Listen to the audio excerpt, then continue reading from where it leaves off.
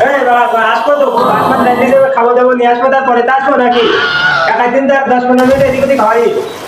না তোমার বড় ভাত রাঁধতে হবে, তুমি সেটা খাবা।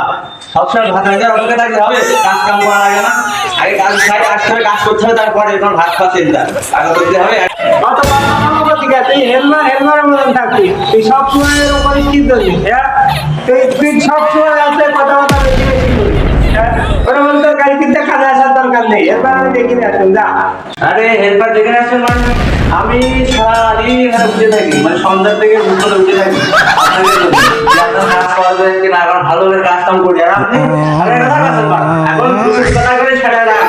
এখন সেই খুশির কথা করে মনে গেলেন, এখন আপনি সেই কথা বলতে যাচ্ছেন, কাজ করলাম না, আবার চলে গেলাম থাকেন বা কাজ কাম পাচ্ছি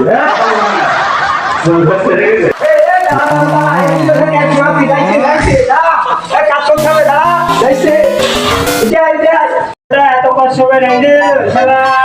বাড়িতে লেখা আছে এরপরে তো নেই কাজটা হয়ে যাবে বাড়িতে দিল আর কি করবো এমনি অভাবে আছি